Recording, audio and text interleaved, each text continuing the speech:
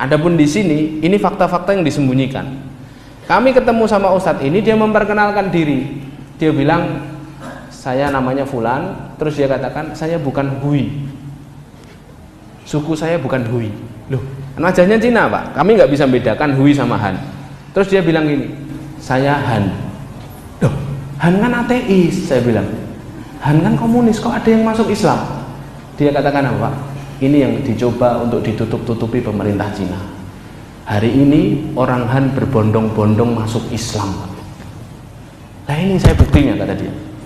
Ini saya Muslim. Loh, kok kamu di sini?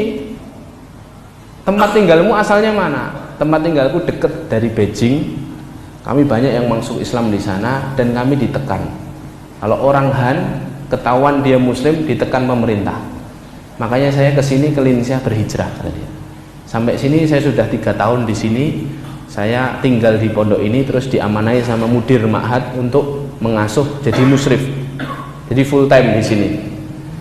Dia cerita itu Pak. Terus saya tanya, loh orang Han kok bisa masuk Islam, gimana ceritanya? Ateis, komunis kok masuk Islam? Apa yang menarik dari Islam? Saya tanya ke beliau ini. Apa jawab beliau Pak? Karena kami tertarik Islam itu sangat bersih, katanya. Orang Islam itu menjaga kebersihan, toharoh maksudnya Pak. Orang Islam itu kami lihat sehari mereka membersihkan badan 5 kali wudu maksudnya. Kalau habis haid wanitanya mandi janabah, habis hubungan suami istri mandi janabah. Di tempat kami nggak ada kayak gitu tadi. Subhanallah. Sampai akhirnya orang ini bilang, ya itu yang membuat kami masuk Islam, tertarik dengan Islam. Teman saya Pak yang penerjemah yang 5 tahun tinggal di Cina bilang, kalau pas musim salju kayak gini, orang Cina itu mandinya sebulan sekali Pak. Dan itu jelas Pak, saya ngelihat sendiri, masuk ruangan itu baunya ya, masuk kereta itu subhanallah baunya. Dan mereka itu soal buang kotoran itu ngeres Pak. Makanya Pak, virus-virus itu keluarnya dari Cina. SARS berapa tahun yang lalu, flu burung, corona barusan. Itu kenapa begitu Pak? Karena mereka itu semua dimakan, keluarnya sembarangan Pak. Ngeluarinya sembarangan. Nah itu yang membuat orang Han itu jenuh dan akhirnya masuk Islam Pak. Karena Islam itu bersih, subhanallah.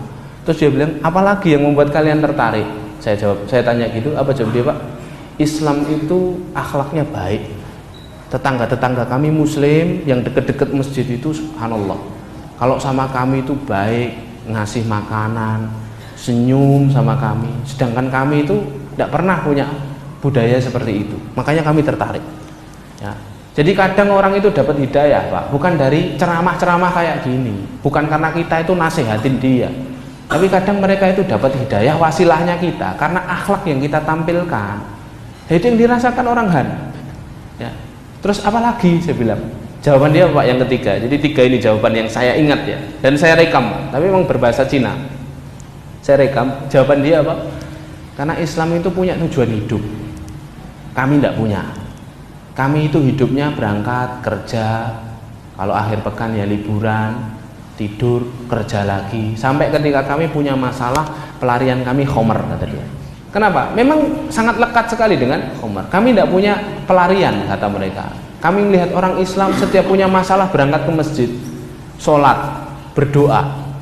Mereka punya pelarian, pelariannya Allah. Terus dia sebutkan ayat, fafirru ilallah, katanya. Dalam Al-Quran ada, berlarilah kepada Allah, ya kan? Mereka punya tempat untuk mengadukan semua masalah. Akhirnya kami masuk Islam, tertarik dengan Islam, subhanallah. Di sini Pak, akhirnya kami menyimpulkan. Terus dia cerita, speaker masjid, dia ceritakan tentang keadaan Indonesia. Speaker masjid luar semuanya diambil pemerintah. Di sini tidak ada azan katanya. Baru kami sadar Pak, 2 hari di situ kami tidak dengar azan Pak. Masjidnya gede-gede, tidak ada azan. Jadi kalau azan bolehnya speaker dalam. Terus dia bilang, di sini juga dia tunjukkan foto kan, baju Muslim kayak gini tidak boleh dipakai di luar. Gamis Pak, itu tidak boleh dipakai. Makanya kami sadar setelah berhari-hari di Hui itu Pak, mesti di soft belakang selalu ada cendelan baju. Saya kira ketika itu disediakan takmir untuk sholat ya kayak di Muhtadin ini kan, yang pakai kaos pakai. Ternyata itu enggak Pak, itu memang baju yang dipakai karena di luar enggak boleh dipakai Pak. Di luar masih boleh pakai kupluk, untuk membedakan antara Han dan Hui, tapi mereka hanya boleh kaosan dan jaketan saja. Jadi Islam di Hui ini ditindas, Pak. Ditindas.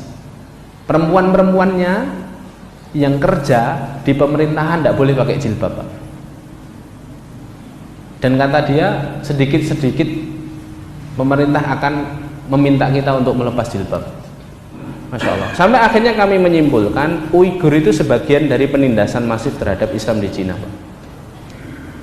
Ya, jadi Uighur itu bagian penindasan, ada penindasan-penindasan lain. Jadi fikih bahwa yang dimusuhi Cina adalah Islam, bukan teroris, Pak. Ini yang harus difahami secara utuh, agar ketika kita pulang nanti tidak timbul pertanyaan, oh jojo Uighur itu teroris. Enggak, Pak. Islam yang diperangi itu syiar Islam. Ini kan perkataan kedubes Cina, tidak ada kebijakan diskriminatif terhadap muslim, kata dia. Ini Desember kemarin waktu kedubes dikepung sama kaum muslimin di Jakarta. Terus dia katakan apa? Persoalan di Xinjiang sama dengan kondisi dunia lain. Ini upaya kami memerangi teroris. Tuh buktinya Hui baik-baik saja, kata mereka itu. Tidak benar, ya kan? Itu framing saja yang mereka buat.